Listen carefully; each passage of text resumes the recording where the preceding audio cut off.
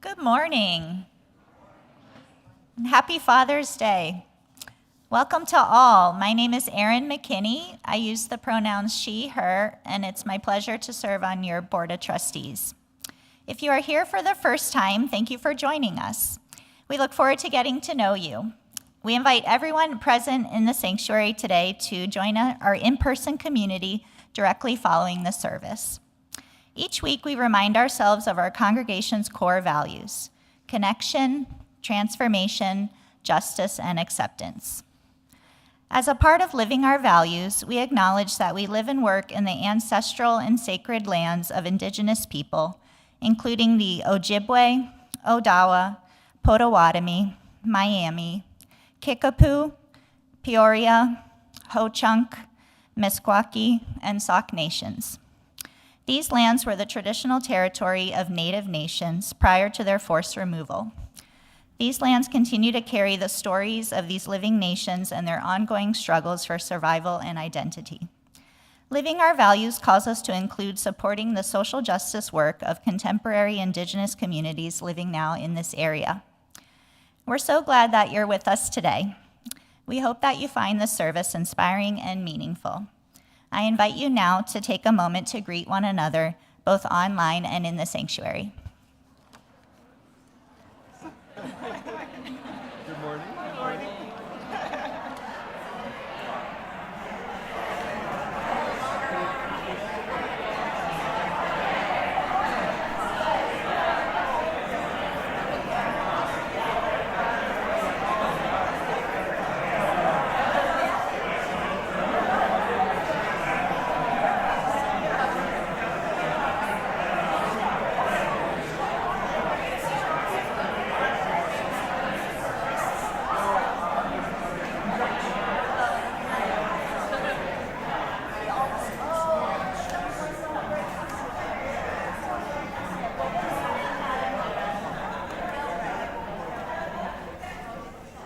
I'm Reverend Emily Gage. My pronouns are she and her. Our chalice lighter today is Eamon. Eamon has a leg that was fractured and is now healed up, and Eamon's favorite color is teal. Please join with me in the words of our chalice lighting. We are Unitarian Universalists. This is the church of the open minds, the loving hearts, and the helping hands. We take care of the planet Earth and each other.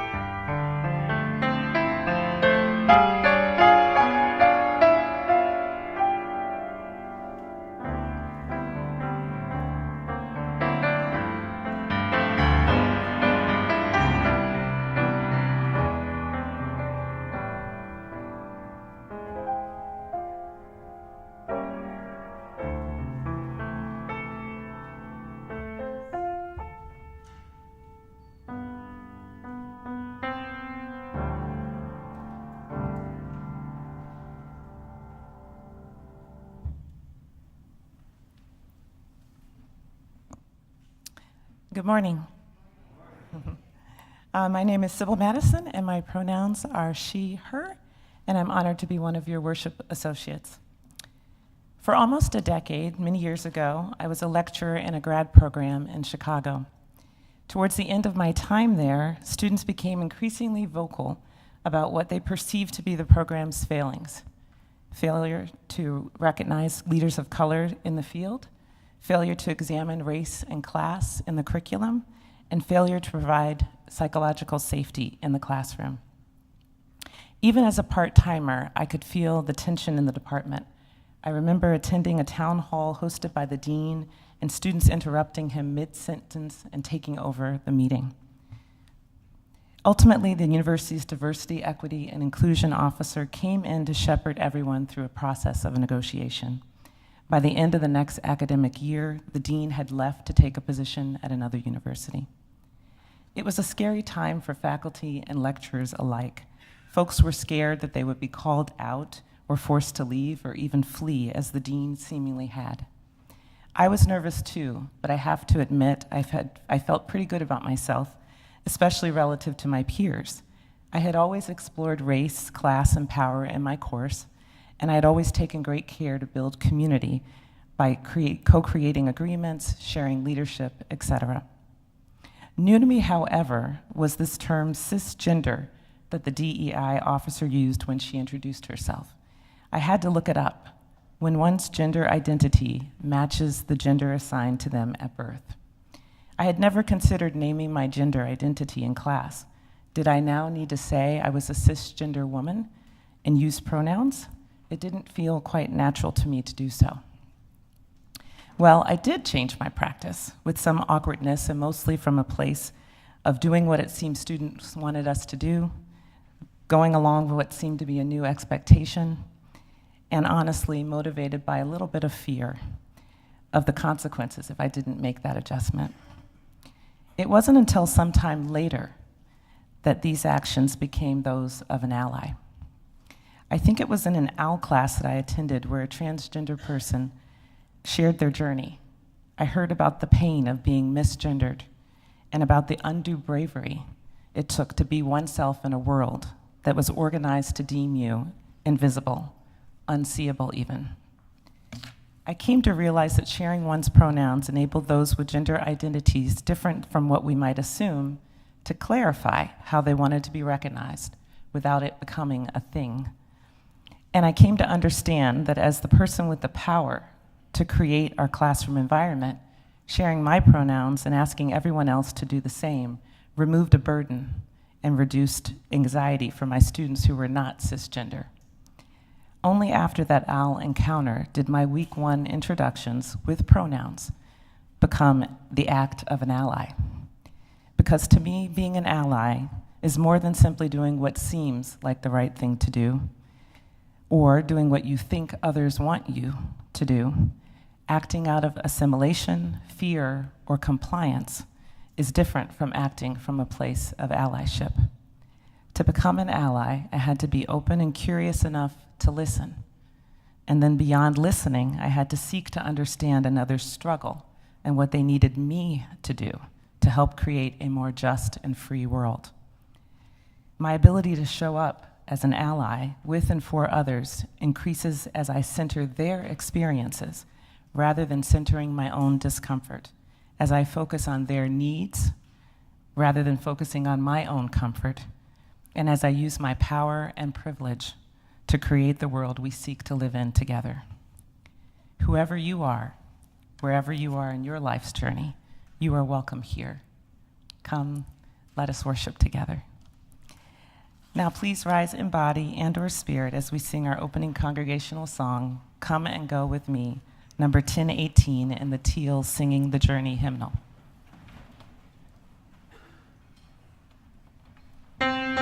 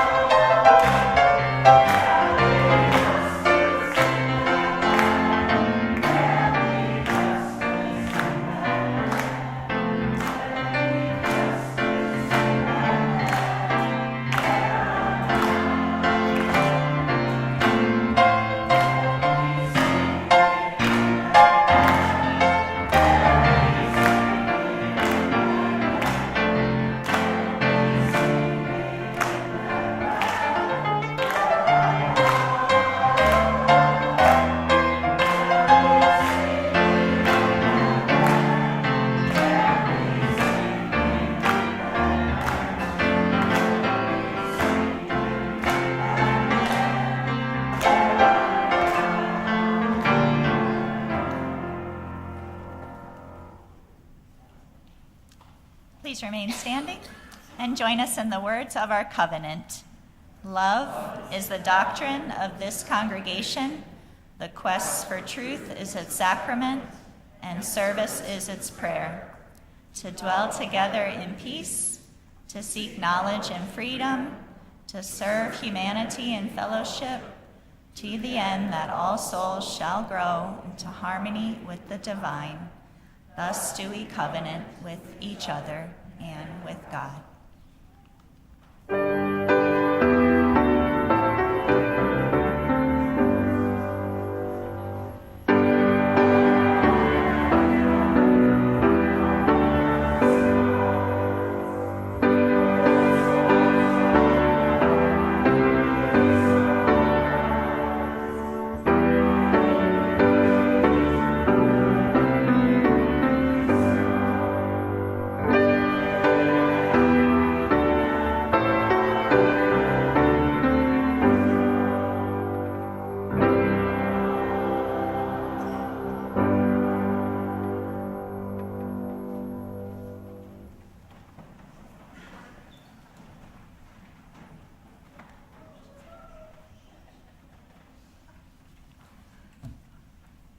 Good morning. My name is Jeff Rupus, and I serve on your spiritual care team. Love is the doctrine of this congregation. The sharing of joys and sorrows of our lives with each other is one of the ways that we embody love in our congregation. Those attending in person may share the joys and sorrows in the binder outside the doors of the sanctuary. You may also email your joys and sorrows to spiritualcare@unitytemple.org. If you would like to talk to someone about what's on your heart, feel free to welcome to contact the spiritual care team. We are here to listen and sit with you in times of both joy and sorrow. Here are the joys and sorrows we share this week. Michelle Barton and Linda Tate will embark upon their journey to England next Saturday. This was a lifelong dream of Linda to go there, and we are excited to be able to make it happen.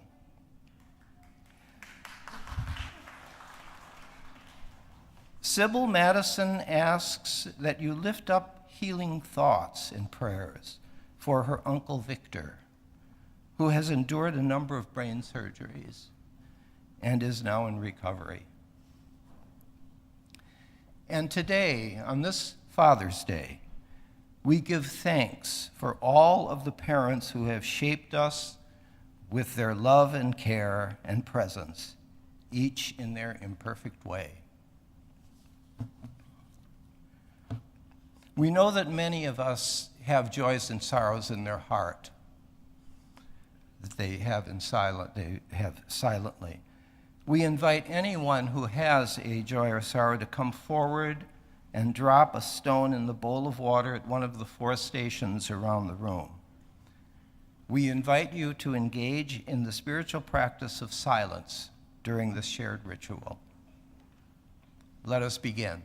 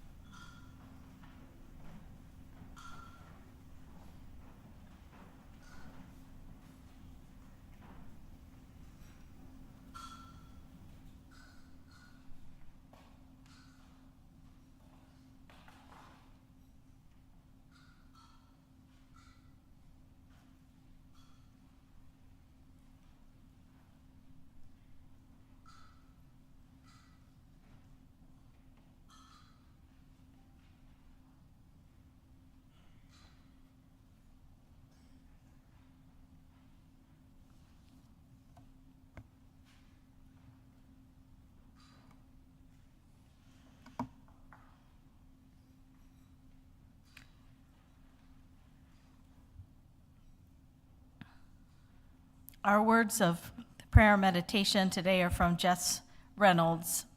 It's called A Prayer for My Queer and Trans Siblings in particular, and it is for us all. Let us unite our hearts and minds in the spirit of prayer and meditation. Here you are, here in this holy space, on this ground that is holy, because you are here. Here you are, in flesh and bone, filling up this body that belongs to you alone. Your pumping heart is a wonder because it keeps you alive.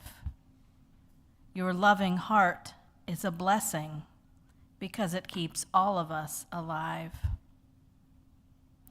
The Spirit of love has a home in you. May we all see that love in you and let our hearts become mirrors for the compassion at your core. The Spirit of justice has a home in you. May we light our wicks from one another until we are all aflame, until we burn out every prejudice we carry in these bones. Here you are, holy as you are. Blessed be.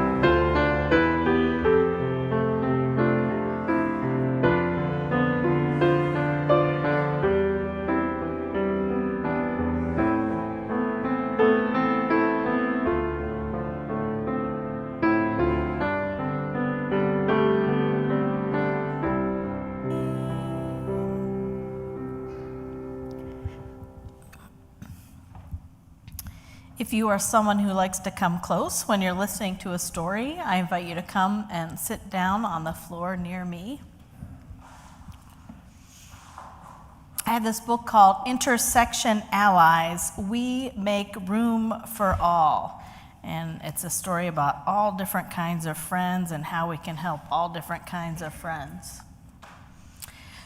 Witness the lives of a bold group of friends. If one is in need, another defends. Age is one trait that each of them share, but kids' lives are unique, as you'll soon be aware. Each child has a story and their own point of view, filled with passion and power, just like you. My name is Alejandra, but I go by Allie. I use a chair, but it doesn't define me. Instead, it allows me to zip, glide, and play. When I need to get through, friends help make a way. Where there's room for some, we make room for all. Friends can be allies, no matter how small. Hello, I'm Parker. After school every day, Allie's family takes care of us both while we play. My mom works hard to provide for me. Her love is the source of our stability. Not toys or money, nor treasures untold. Community care is more precious than gold.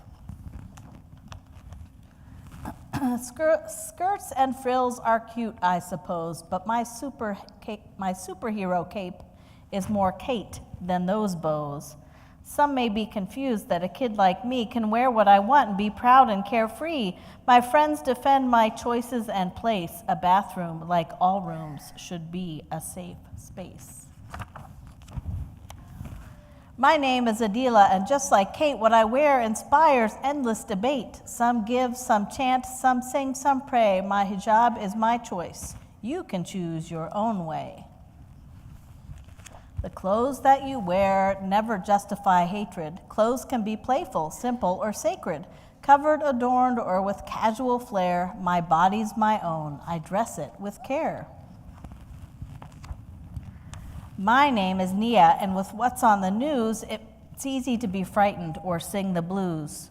For her, for them, for him, and for me, we all deserve to breathe and be free. The color of our skin is no reason to hide. We protest for safety, equality, and pride. Our friends join along in solidarity and love. This is the stuff that allies are made of. Safety also includes our trees and air, the land we've called home, our places of prayer. I am Dakota, and like my ancestors, my tribe and I are water protectors. From profit and power, we stand up to preserve our nations, our cultures, and the respect we deserve. My name is Gloria y tengo 7 años. After school, it's to la fruteria I go. Trabajo cada día junto a mi madre. Vendemos piña dulce y mangos con chile. My language and savvy allow us to thrive. I've got hopes and dreams and skills and drive. Working together makes us both more secure. I'm a daughter, a partner, and an entrepreneur. My name is Hee Jung, and I was born in Seoul. I moved here when I was 5 years old. I'm part of what's called the 1.5 generation. My parents and I span 2 different nations. Like Gloria, I am a help to my mother by translating for her one word to another. When the landlord tells mom, you can pay me next Friday, I repeat in Korean, Oma rentu deum jakun moya hado donde. We navigate life in our new home together because kids have the skills to make every day better. My name's Yuri, and I'm new to this place. Hee Jung's family welcomed me with love and with grace. Finding refuge meant traveling far from home. I sailed, I flew, I rode, and I roamed. Escaping violence, war, heartache, and intrusion, we came to this nation seeking dreams and inclusion. From near, from far, from here, from there, we're more than our origins. We all deserve care. Race, religion, citizenship, class, and ability, each of these intersects to form identity. Age, gender, size, and skin color too can make living life different for a friend than for you. Barriers and biases are often to blame. We strive to be equal, but not all the same. Life's ups and downs can take many forms, but standing together will rewrite the norms. Where there's room for some, we make room for all. Friends can be allies, no matter how small. All right, thank you. I'm going to send you off to Unity House.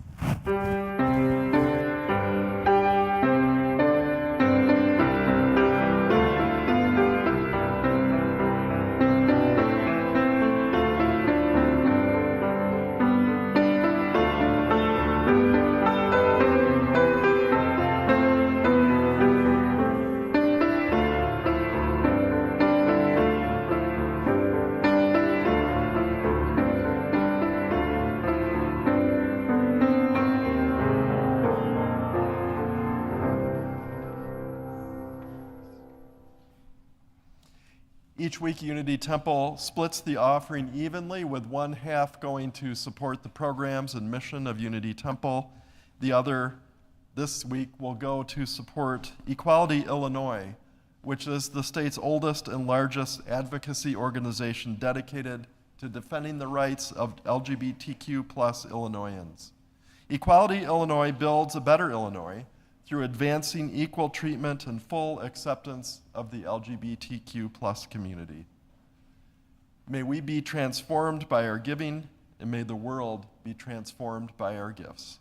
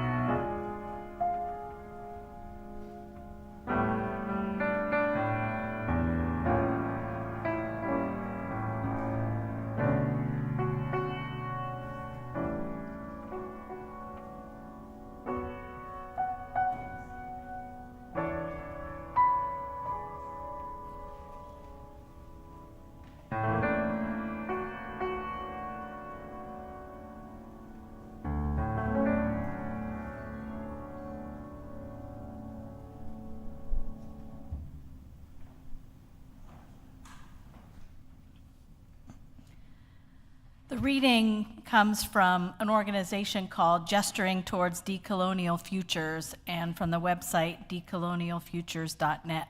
It's called Wanna Be an Ally? The text of this reading emerged from the experiences of many bodies who have been systemically impacted by the violences of colonialism.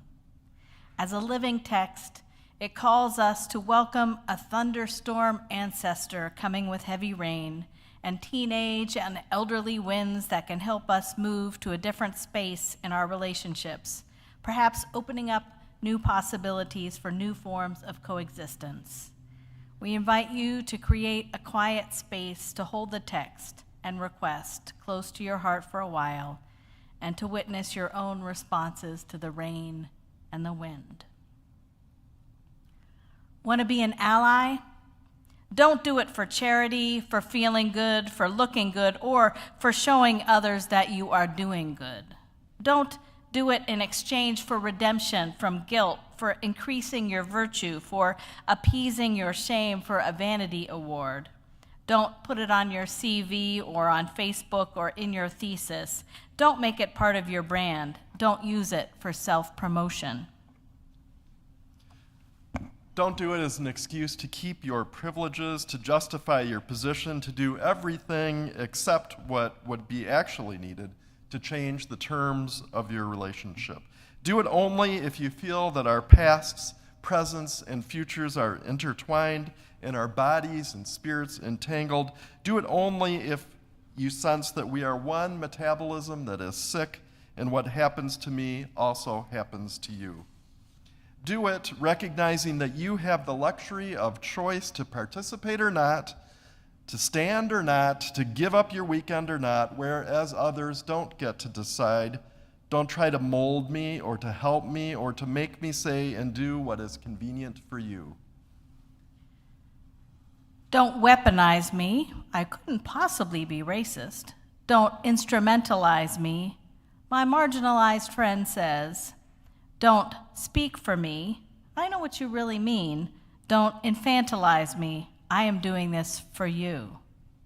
Don't make your actions contingent on me confiding in you, telling you my traumas, recounting my traditions, practicing your idea of right politics, or performing the role of a victim to be saved by you, or a revolutionary that can save you. And expect it to be, at times, incoherent, messy, uncomfortable, difficult, deceptive, contradictory, paradoxical, repetitive, frustrating, incomprehensible, infuriating, dull, and painful. And prepare for your heart to break and be stretched. Do you still want to do it? Then share the burdens placed on my back, the unique medicines you bring, and the benefits you have earned from this violent and lethal disease. Co-create the space where I am able to do the work that only I can and need to do for all of us. Take a step back from the center, the front line from visibility. Relinquish the authority of your interpretations, your choice, your entitlements. Surrender that which you are most praised and rewarded for. Don't try to teach, to lead, to organize, to mentor, to control, to theorize, or to determine where we should go, how to get there, and why. Offer your energy to peel potatoes, to wash the dishes, to scrub the toilets, to drive the truck, to care for the babies, to entertain the kids, to separate the trash, to do the laundry, to feed the elders, to clean the mess, to buy the food, to fill the tank, to write the grant proposal, to pay the tab and the bail, to do and support things you can't and won't understand, and do what is needed instead of what you want to do, without judgment or sense of martyrdom or expectation for gratitude or for any kind of recognition. Then you will be ready to sit with me through the storm, with the anger, the pain, the frustration, the losses, the fears, and the longing for better times with each other.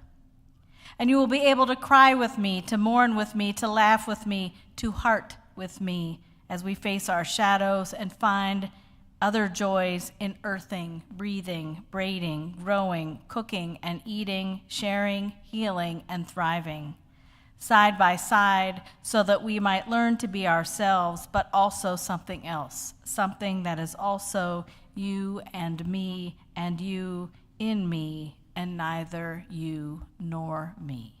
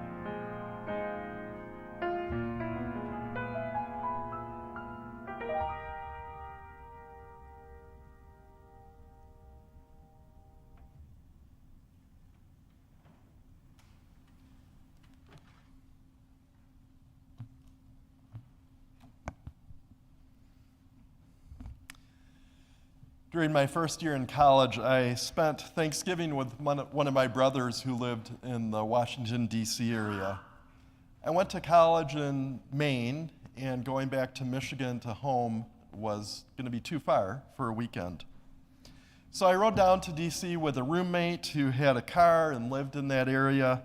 And when I was dropped off, my brother and another man and a dog greeted me. The nature of their apartment, one bedroom with one bed and a couch for me, quickly revealed the nature of my brother's and this other man's relationship. This wasn't a surprise. I had been in the next room when I surmised my brother came out to my parents on the phone, and shortly after, my dad outed my brother to me. But my brother didn't know I knew. So shortly after arriving, while the other man was out walking the dog, my brother and I were sitting at the kitchen table, and he came out to me. I almost immediately cut him off and said, "I already know." Flash forward 5 years. I'm sitting in a PFLAG meeting in Hyde Park while in graduate school. Several people are sharing their coming out stories. And sitting there listening, my heart sank. It was a moment of insight about the magnitude of the disconnect between my intention and my impact when my brother came out to me. My intention in cutting him off was to make it easier for him. I somehow thought that would signal support, and this isn't a big deal. Instead, as I listened to these stories of people coming out, hard stories, good stories, the people that were responding, hearing and responding to these folks, I realized that I already know probably came across more like, how embarrassing. Or, this is odious, I don't want to hear it. Or, I don't really care about your life and who you love. Sitting there at the PFLAG meeting, I realized that I have some work to do. I realized I had a lot of room to grow. I realized that I needed to make amends to my brother and beyond my brother in the form of words and actions. Making amends would not be about relieving my guilt, but rather about learning from my mistakes and trying to do better the next time. Even though I didn't have the word at that time, that was the moment when I set out to become an ally. And I believe that becoming an ally is forever a work in progress. Through the years, I have continued to have similar moments of insight when I realized that I missed the mark yet again. I have not arrived. I will never fully arrive. I am now and forever an aspiring ally, an ally in formation. So I've thought back, how might I have responded differently to my brother in that moment? Well, first, I could have simply listened and welcomed his sharing his story and not cut him off. Definitely a good place to start. I could have expressed gratitude for his sharing his story, first non-verbally, and then when there was a moment that wasn't interruptive, verbally. I could have not given myself the role of determining what was best for him. I could have said when he finished his story, "Wow, thank you so much. I would really like to be supportive. If there are ways I can do this that would be helpful to you now and in the future, I really welcome you sharing that." Conversely, if my words or actions feel like they don't help or even more like they harm, I welcome your saying so. I'll try to receive that with an open heart and not defensively. I could have responded with open-hearted curiosity. I could have asked whether he was okay with me asking questions like, "When did you meet your friend? Do you have a label that you like to use for him, like boyfriend or partner or something else? Or how was it coming out to mom and dad? With curious, open-hearted questions, I could have conveyed that I cared about his story. This feels like a good moment just to interject that 43 years later, my brother and his husband, it turned out that was the label, are still together. And my brother, bless him, doesn't remember his coming out to me. Well, the good news is I remember. How I responded to my brother in that painful moment of insight at the PFLAG meeting were transformative moments for me. They have been cornerstones of my ministry and, more importantly, of my work at being a human being. Sybil's opening made me think that it seems like all of us have opportunities to be an ally in some way, an ally to a group, a particular group that we're not part of. Some of us, like me, have opportunities here, there, and everywhere to be an ally because we're part of a lot of privileged groups. Being white, male, relatively well-off, able-bodied, straight, cisgender-ish, all of these and many other privileged identities reveal the vastness of opportunities I have to be an ally. So what are some qualities that are helpful in becoming an ally, an effective ally? First of all, it is simply listening with an open mind and heart to people with marginalized identity. The only ways to learn about stories and experiences different from ours is to listen. As an older white male in this culture, this feels especially important for me to understand, as listening tends not to be a cultural value for us older white males. That may strike some of you as a bit of an understatement. A second related important quality to cultivate as an ally is humility. This includes understanding and acknowledging the limits of my human experience and not thinking that I somehow know better than someone else about their own experiences. It means not saying things or thinking things like, oh, that can't be true, I've never experienced that, which makes me think of another story, another moment of insight at the University of Chicago all those years ago. I lived a mile from campus. Often I would, after a late night at the Regenstein Library, I would take a bus, a campus bus, to get home that mile. And every single time I walked on that bus, I didn't have to show an ID. Not once did I have to show a student ID. Well, one day I'm talking to a person of color who's also a student, and they shared that they never boarded the bus without having to show their ID. My first thought was, that can't be true. I've never had to show mine. Luckily, I did not say that. Had I can imagine the person would have said, yeah, that's exactly right. You never have to show yours. I always have to show mine. I wonder who is the more welcome person at the University of Chicago, who belongs at the University of Chicago. So my experience riding that campus bus turned out not to be universal. My many experiences of privilege every single day, they are not universal. So this suggests another quality of a good ally, which is taking the time repeatedly to contemplate the exact nature of the privileges I enjoy. The only way we can help co-create space inclusive of all is to understand those words from the reading, that the benefits we have earned from this violent and lethal disease, we must understand those benefits of this violent and lethal disease of marginalization and oppression. Oblivious to privilege perpetuates oppression. Obliviousness to privilege perpetuates oppression. Related to this, if we can maintain our humility, we can understand that the person we're trying to be an ally with probably has a better sense of what we might do to help than we have. This should tell us that probably it's going to be better to follow rather than be a leader, even if we're used to being in the leader role. Finally, it's helpful to remember as an ally that the work isn't primarily about us.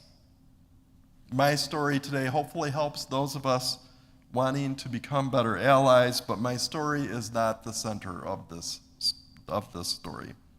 The center of LGBTQ inclusion isn't allies, it's LGBTQ plus folks.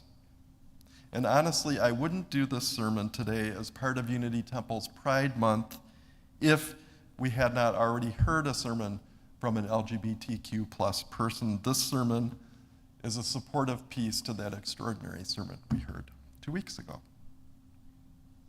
So this month is the 10th anniversary of the advent of marriage equality in Wisconsin, where I was ministering at the time. My congregation was in Appleton, which it and its neighboring towns are part of a 3-county area. So when a federal judge struck down the idea that marriage is limited to a man and a woman, struck that down as unconstitutional, 2 of the 3 county clerks in the Appleton area initially still refused to issue marriage licenses. So I was part of protests that successfully pressured the clerks to abide by the judge's ruling. I officiated at several weddings of couples within moments of getting their marriage licenses inside the courthouses and on the steps, because it took about 3 hours of protest to get what we wanted. I am proud of this work. Working with LGBTQ people and other allies, I used my power to help justice happen in those courthouses and beyond. But that moment was not about me. It was about the people who were finally allowed to marry the person they loved. It was about the courageous people at the Stonewall Inn who started a revolution 55 years ago this month. It was about all those who have struggled to be treated as full citizens and with dignity and worth that belong to all people. So, Ally 101 in my book: listen, practice humility, contemplate our privilege, the default position of following, not leading, and remembering we're not the center of the story. As we heard in the reading, don't be an ally is an excuse to keep your privileges, to justify your positions, to do everything except what would actually be needed to change the terms of our relationship. Be an ally only if you feel that our pasts and presents and futures are entwined and our bodies and spirits entangled. Be an ally only if you sense that we are one metabolism that is sick, and what happens to me also happens to you. May those of us with privilege answer the call to be an ally. May we be allies in formation who join together to support those who are oppressed. May we answer the call of love. And our closing song today is Answering the Call of Love. You can see the words to this hymn both on the screen if you're watching at home and on the screen in this room here. Let's rise in body or in spirit and join in singing.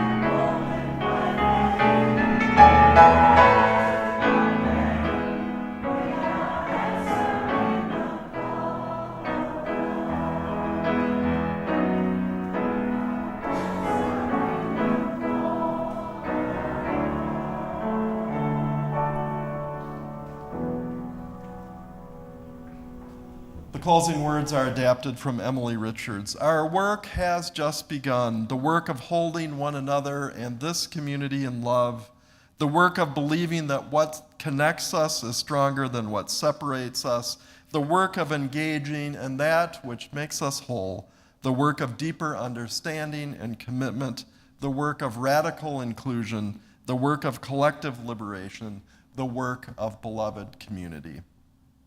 And I invite you to join in the chalice extinguishing words. Carry the flame of peace and love until we meet again.